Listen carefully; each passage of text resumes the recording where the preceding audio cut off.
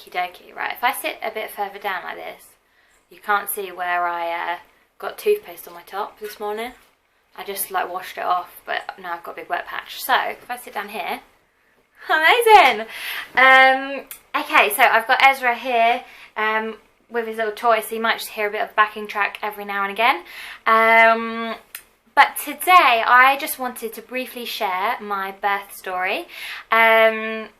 Now, before I start, I want to make a complete disclaimer that this is my personal experience. I'm calling it a positive birth story because I believe I had a positive experience, one that I've come away from feeling really happy about. And I just think, yeah, no matter what happens in your birth, it's completely individual for everyone. There is no wrong or right way to have a baby. So yes, this is my story. I am 27 years old. I had a low risk pregnancy, and I don't have any underlying health issues. So that's basically like the beginnings of my story, and so that you just understand the context that it's in. And yeah, this is in no way to make anyone feel like their birth wasn't good or whatever, but basically when I was pregnant, I watched a lot of people's birth stories, like positive ones, because I found that actually like scary stories and quite like negative views of childbirth were really easy to find. Like you can ask anyone and they'll tell you something scary or someone that they've heard of that's had a scary childbirth. So actually searching out positive stories was something that I had to do. And I think because every birth is so unique, nobody knows what's going to happen. I'm a first time mum, never had a baby before, that's what a first time mum is.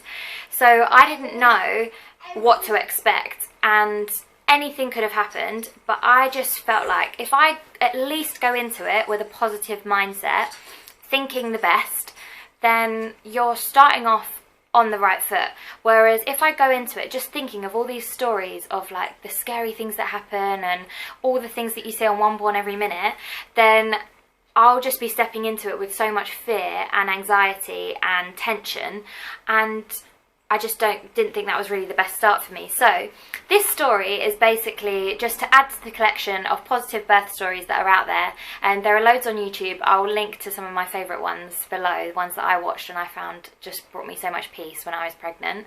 But yes, so where should I begin? So Ezra, my son, he is now 3 months old, so it's good that I'm saying this before I actually forget everything that happened, because I feel like I'm already forgetting some details. We did something called hypnobirthing. So one of my friends had a baby like a year before me, and I remember she was actually the first person who I'd heard speak like so positively about childbirth, and she just spoke about it in a way that was like crazy to me, and she was like, it was so empowering, and it was an amazing experience, I'd do it again, and and I was like, wow, okay. And they did hypnobirthing, and basically you can pay for the course and do it in person, and it's like quite expensive. I think it's around £350. I live in London, and that was like the London prices.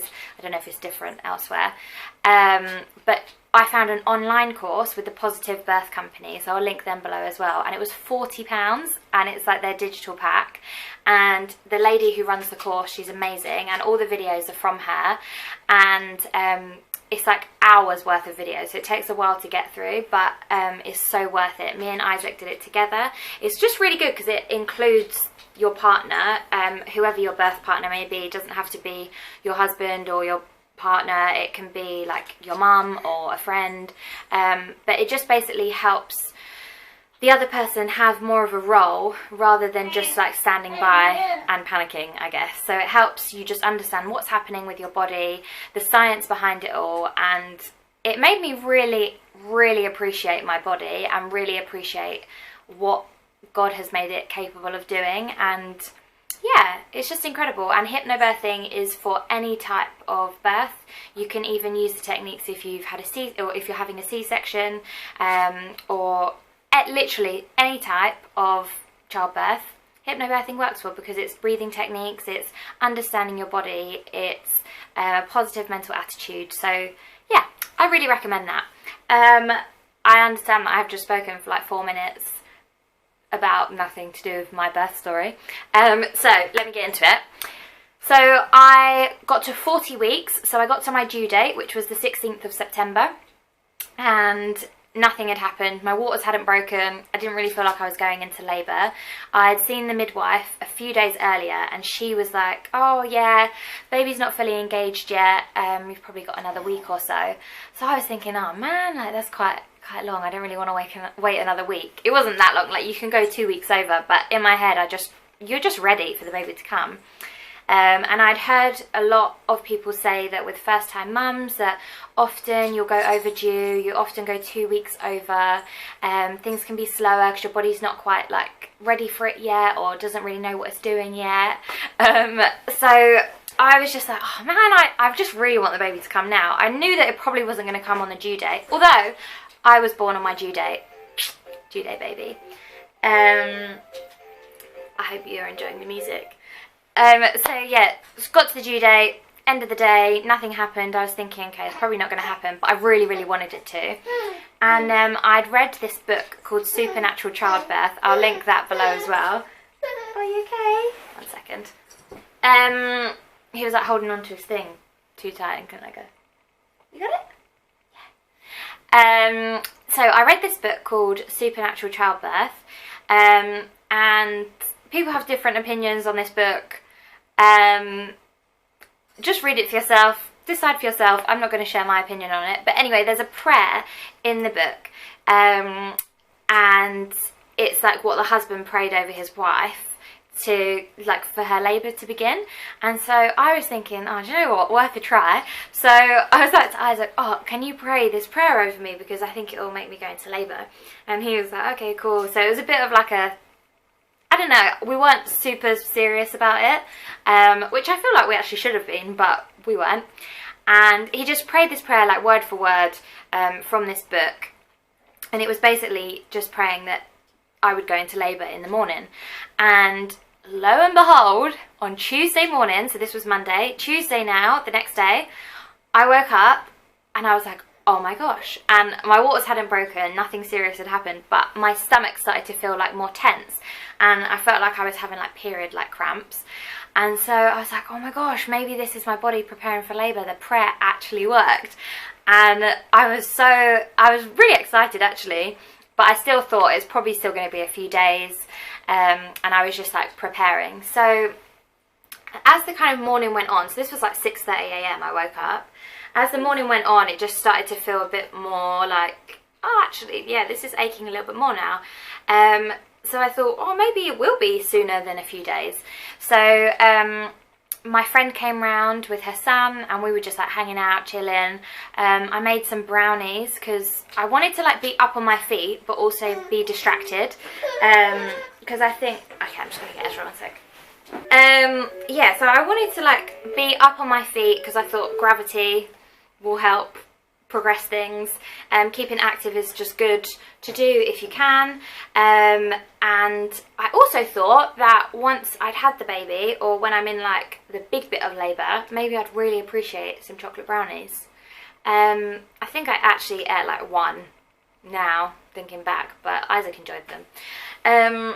So yeah, so I just had the day kind of at home chilling. I was like to Isaac, you should go get your hair cut, because I knew that he really wanted to go to the barber's, because he'd been saying it for ages, but I didn't want him, like, I thought if the baby was going to come, I didn't want him to like leave me in the first few days just for a haircut. So I was like, why don't you go get your haircut now, and then it'll be done. If the baby comes, you'll have fresh trim. So he was like, are you serious? So he went and he was like texting me the whole time like, okay, let me know if anything's happening. And literally like nothing was happening. I was just bouncing on my ball at home. And then, yeah, he and my friend left like later that afternoon. And then he got home around 4, maybe 4:30 in the afternoon. And by this point, it was starting to feel a bit more like waves. So in hypnobirthing, you call contractions surges. I never really quite got the hang of using the word surges rather than contractions, so I'll just say contractions. So then I felt like it had become contractions because it would kind of like come and then go rather than be like a dull ache, like a constant ache. It was more of like it came on and then it went for a bit and then it came back and then went. So I thought, okay, now I should probably start timing them. So we used an app called Freya, which was recommended by the Positive Birth Company, and that was really good. So it had like some positive affirmations, nice calm music, and just like a really easy way to time your contractions, and it logs it all for you. So then I was timing them for a while. They were definitely like getting a bit longer and a bit closer together, and so around 8 o'clock, 8:30 in the evening, so this has been maybe 4 hours since I'd started timing them, we called the birth centre, and just to let them know, so my water still hadn't broken, but I thought, I think this is labour, like the very early stages, so we should at least let them know. So we called them and they were like, oh, okay, great, like why don't you come on in and we'll check you. So we went up to the hospital, and they checked me, and I wasn't far along enough yet, so I was only 1 centimetre dilated, which I kind of thought was probably going to be the case, because it was definitely uncomfortable, but I like fully got dressed and was like, did my hair to go to the hospital. And looking back now, how I went back later, I was not looking great, like I wasn't looking too fresh, and I didn't care. So I think, yeah, I wasn't really that ready, but it was good to go and get checked anyway, just in case. And so yeah, they sent me home. I felt fine about that. And then when we got back home, I felt like actually things kind of started to happen again quicker than before, and that does happen. So I think with the adrenaline of going to hospital, and the bright lights and just getting a bit more excited, thinking, oh my gosh, is that happening, it can actually slow down your labour.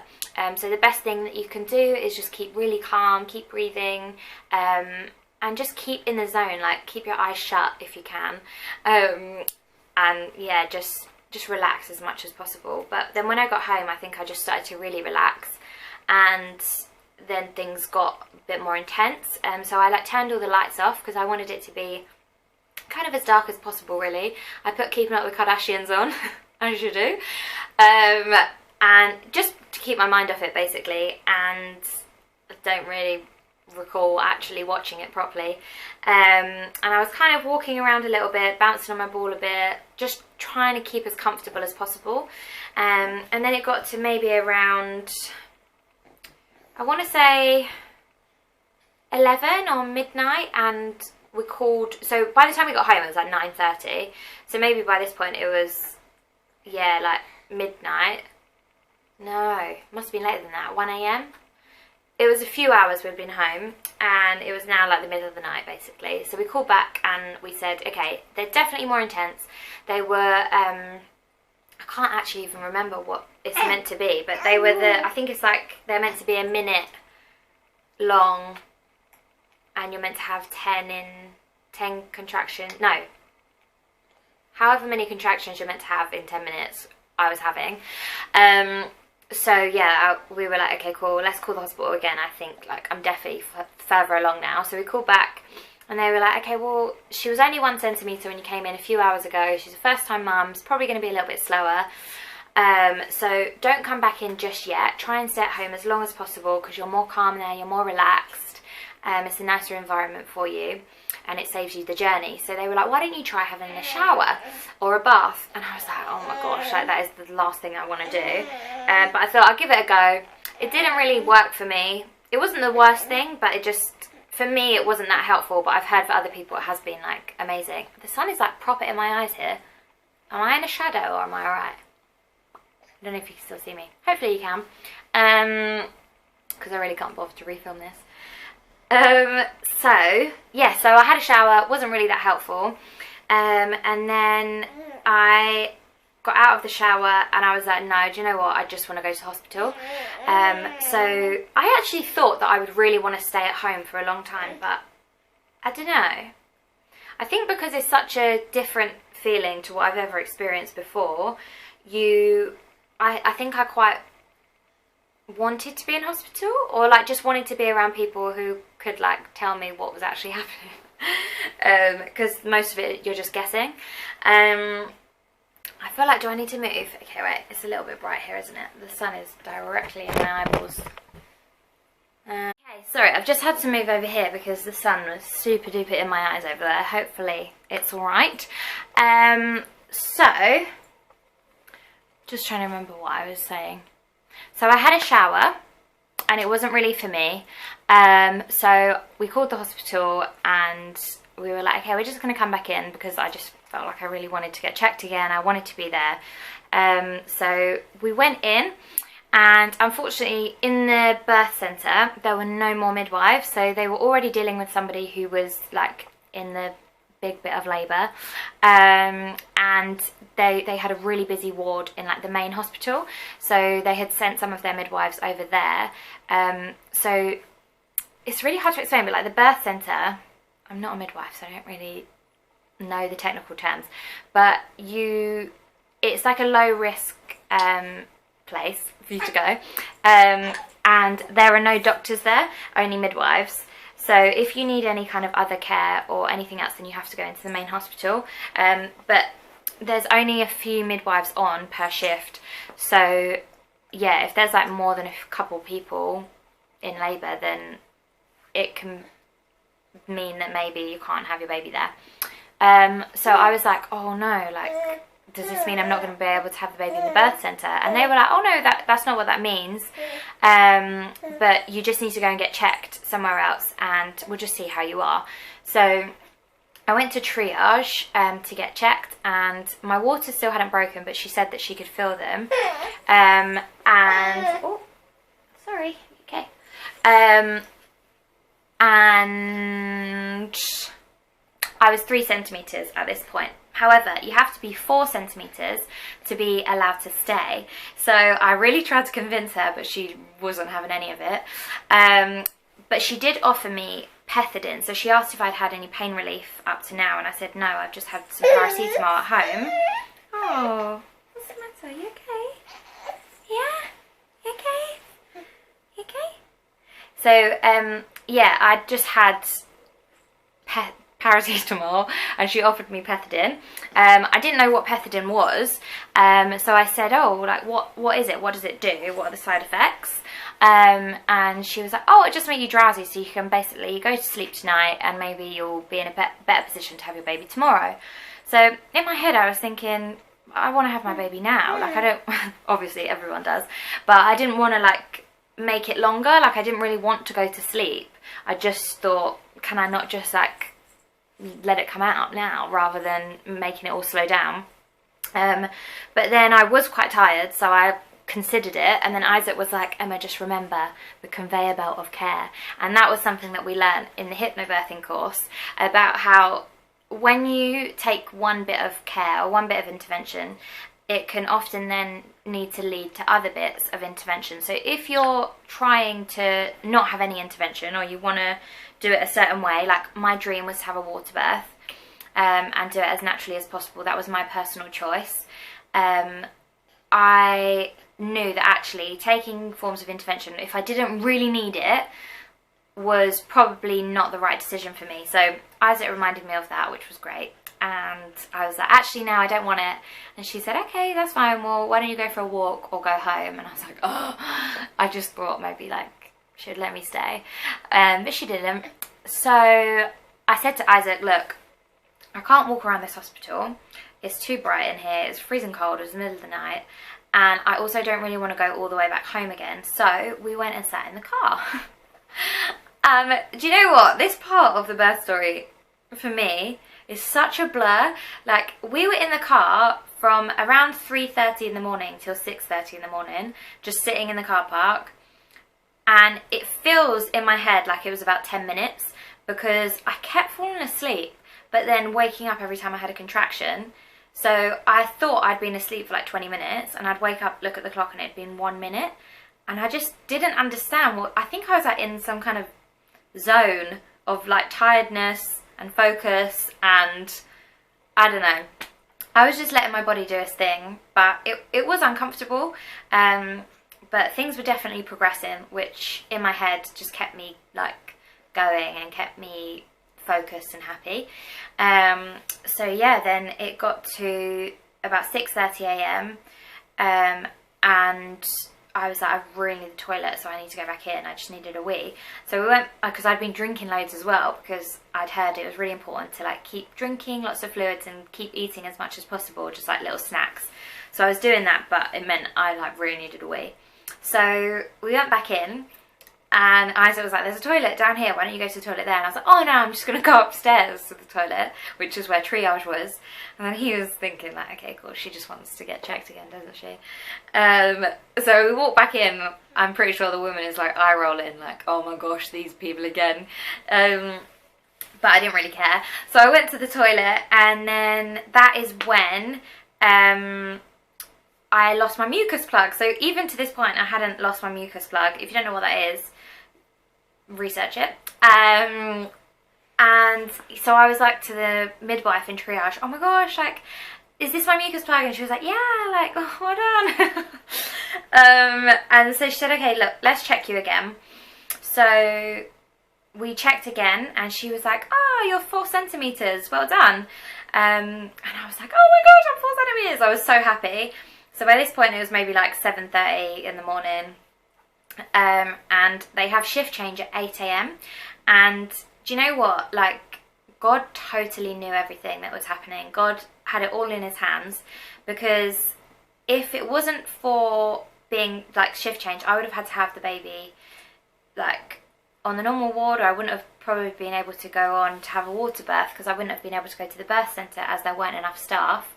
But amazingly, I love the NHS so much. It was shift change, so there were new nurses, they were restocked, and somebody came and they got me from triage and they walked me through to the birth centre. Now when we were walking through, it took me ages to walk. I was like so slow, I kept stopping every like couple of seconds, and I kept saying sorry every time I had to stop. And I don't know why I kept saying sorry. Like, I'd be like, so sorry, like, because I was having a contraction. And I just remember the woman saying to me, why are you saying sorry? Like, you're having a contraction, stop apologising. It's fine, like, we can wait. So it took me a while to walk through. But as we were walking, she said, oh, do you want me to run the pool for you? And I was like, oh my gosh, that was just a dream come true moment for me. I was so excited, and I just felt like a weight had been lifted off my shoulders.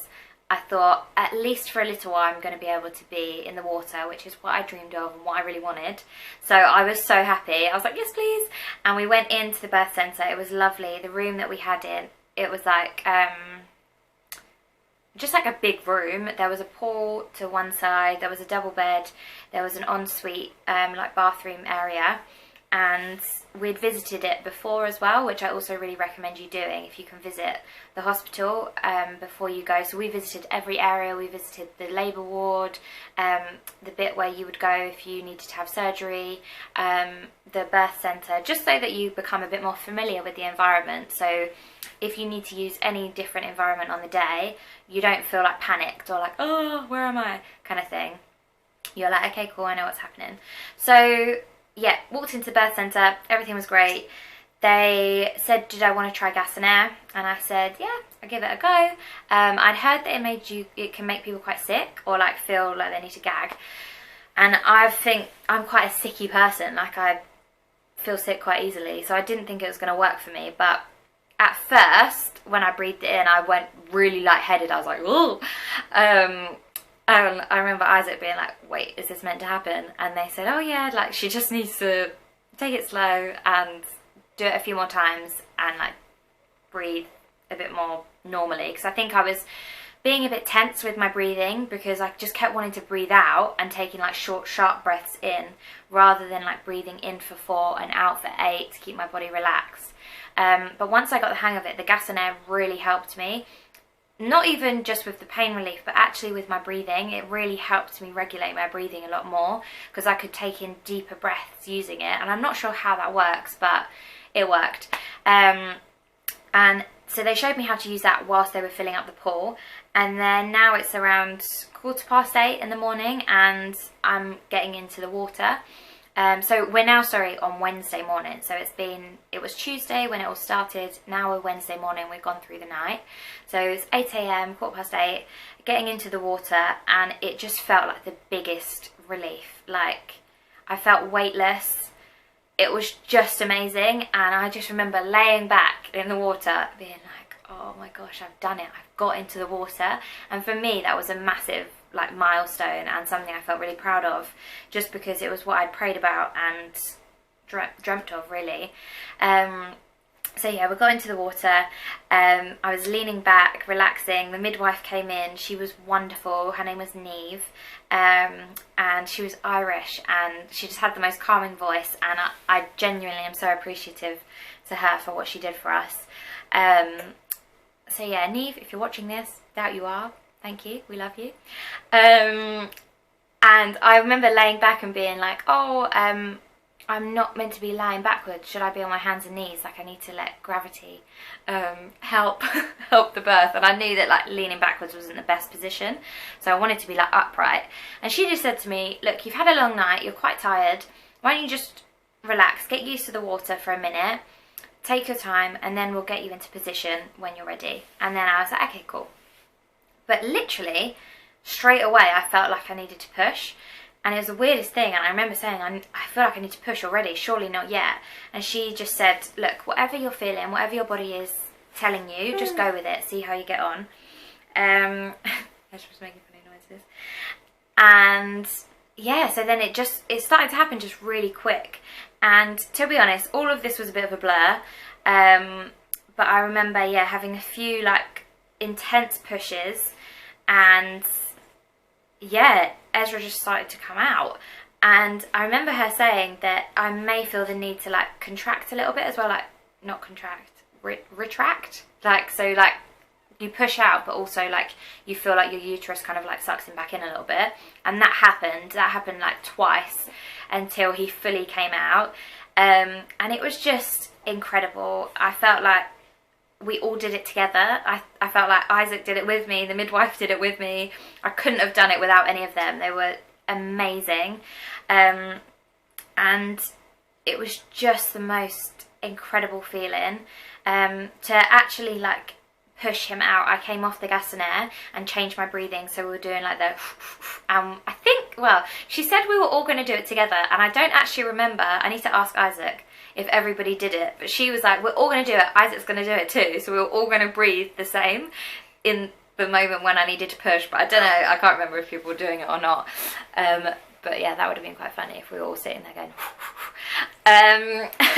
but yeah, so he came out. It was tough, it was challenging, it was intense, it was a lot, but it was incredible. And yes, I would do it again. I wouldn't change it for the world. I'm so proud of my body. I'm proud of Isaac as my husband and my birth partner. I'm proud of Ezra for keeping his little heart rate regular throughout, which meant that we could stay in the water and there were no difficulties. And I'm genuinely so grateful to the NHS, to my midwife. Just, oh my gosh, it's just insane to think of the privilege that we have, to be able to give birth for free and in a safe environment, and I will honestly never not be grateful for that. So yeah, I don't know what else is left to the story. Oh, I then delivered the placenta, but you have to get out of the water to do that. And then, yeah, I had to push that out, and I didn't know that you had to push the placenta. But yeah, interesting. But yeah, that's basically the end of the story. There are obviously a lot more details and a lot more things along the way, but it would mean that I'm literally telling the story for about 12 hours. So I think this has been long enough, and hopefully it's given you a bit of an outline of what happened for me.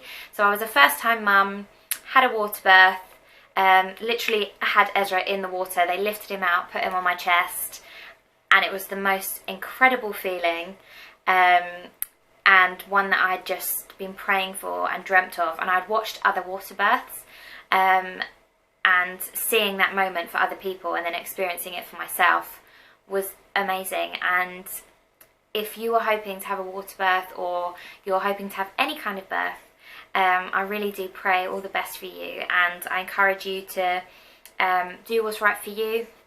Have encouraging people around you. Constantly remind yourself that you're made for this, and yeah, you can do it. I hope that helps. And if you're feeling fearful, yeah, I just really pray that you find some peace and that things go well for you, because I believe that they can. So yes, I don't really know how to end this video. It's a bit of a weird one. So here's the result. Ta-da! Say hello. Okay, cool. Well, thank you for watching. If you've stayed for all this time, sorry it's been a bit long. There's a change of lighting. But yeah, let me know below if you thought it was alright, and we will see you soon.